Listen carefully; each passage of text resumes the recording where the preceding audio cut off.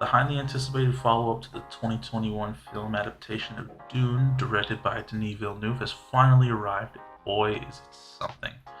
Spoilers for part 1. Part 2 picks up right where we left off. Paul Atreides and his mother Jessica have joined the Fremen after escaping the slaughter of their house at the hands of the Emperor and the Harkonnen.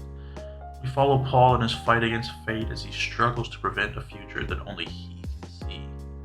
An important thing to note about this film is that it was shot for IMAX, so if you have a chance to see it in IMAX, take it. If you see it in any other way, you're essentially seeing a different movie.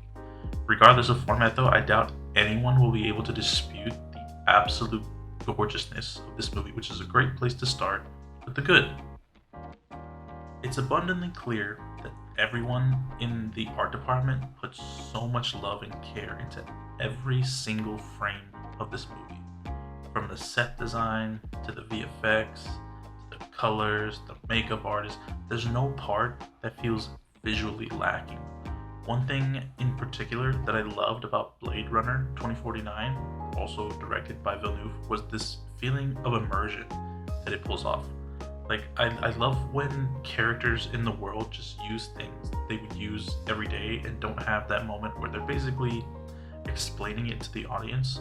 Like, there's no moment where one person looks over to the other and says something like, "Good thing we have these flying cars that use electromagnetic technology to stay in the air, but also need to be refueled every now and then, eh, Bob?" Obviously, that's an exaggeration, but you know these moments when they're happening, or rather, when they're not. The way that everything looks and functions in this world feels insanely immersive and almost real. Something as simple as the thumping device that the characters use to summon the sandworms. A lesser film would waste time with explaining in detail, but we don't deal with that here. The reason I credit it to the art department is because the device looks both intricate and simplistic at the same time. I both understand its design and don't recognize it at all. That's such a specific balance that I think not many people realize, and they deserve so much credit for being able to pull that off. Not only does this movie look visually outstanding, the score is just as breathtaking as the scenery. Hans Zimmer said he wanted to make sounds that no one has ever heard before, and that comes through in the film. The score is both alien and familiar. It comes together with the gorgeous cinematography to craft an absolute experience of a film. It's such an achievement to have a whole movie take place in one big desert and not have it get boring to look at. Especially when you have scenes like the ones that they have on Gady Prime, I think is how you say it, which were just beautiful. It's on that planet that we're introduced to Fade Rotha, played by Austin Butler, who quickly became my favorite part of the whole movie, which moves us along to performances. The cast of Dune Part 1 was stacked with a lot of talent, and Part 2 continued that trend by adding even more stars into the mix. Pretty much everyone is firing on all cylinders, with Austin Butler being my personal standout, obviously, but others to mention are Javier Bardem returning as Stilgar and Rebecca Ferguson as Lady Jessica. Not to say that it's all perfect, but the good far outweighs the meh, and we're still talking about the good things. As far as writing goes, I find this movie to be like a marvel.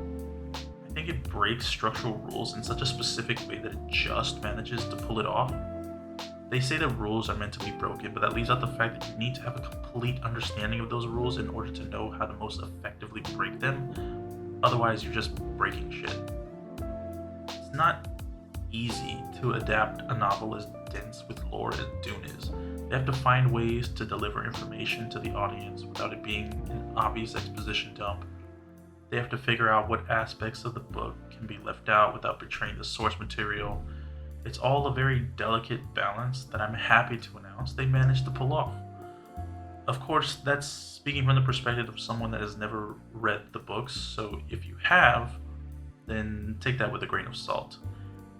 I will say that in most every interview of Villeneuve or anyone on that team, they really emphasize a faithfulness to the source material.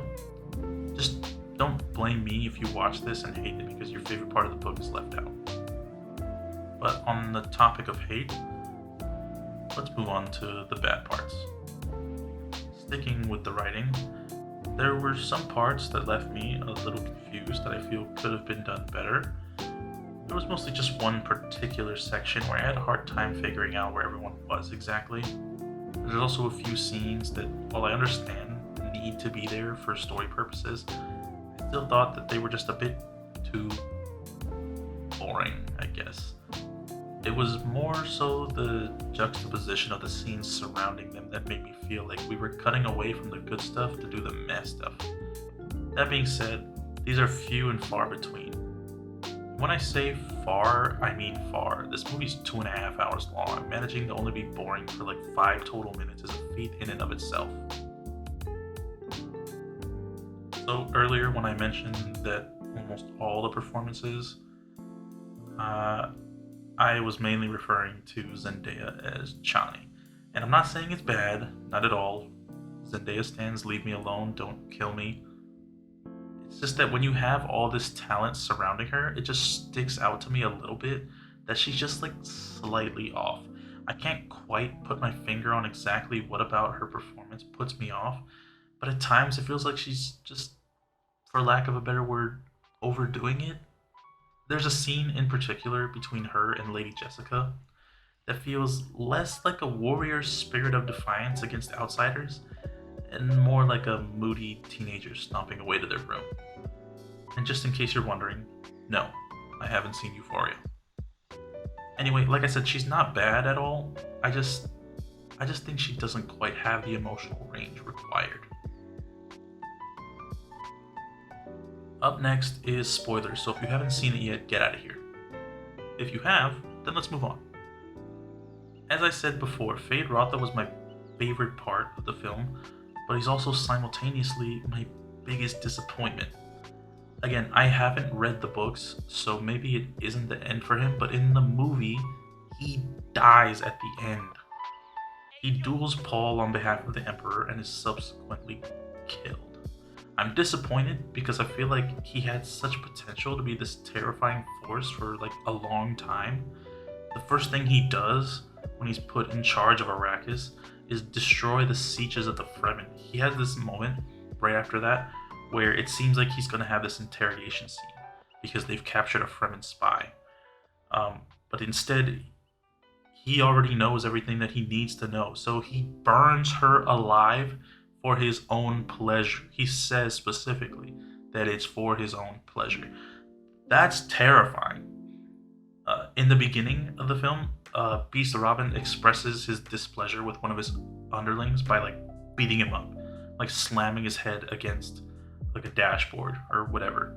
Fade Rotha is not at all the same amount of disappointment that Beast Robin is experiencing, but he expresses his displeasure by, he's given a suggestion by one of the underlings and responds by instantly slitting his throat without hesitation.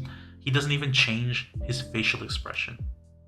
He's just so goddamn cool. I don't know how else to say it. And I just wanted more of him in the future, so seeing him die sucked for me.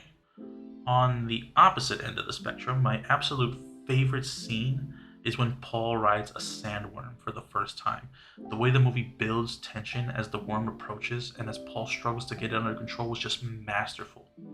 When he manages to stand up and the score comes to this crescendo, it was like a Rocky moment, honestly. I had to hold myself back from standing up and cheering in the theater, which is a testament to the filmmaking. Overall, I think this is an instant sci-fi classic and that absolutely anyone and everyone should be rushing into theaters to see this when it comes out. Ideally, in IMAX. Like, I cannot stress that enough. You need to see this in IMAX. It was shot with IMAX cameras, and you will be getting the full experience intended. Overall, I'm going 4.5 out of 5 stars. It has a few minor nitpicks that make it fall just short of being perfect, but that takes away nothing from the absolute majesty of this film. That's all I have to say about this one. If you agree with me or you like what I had to say about it, leave a like, subscribe for more. If you disagree, leave a comment. Tell me what you think about it. What is your favorite part? That's going to be it from me, guys. Thanks for watching, and I'll see you in the next one.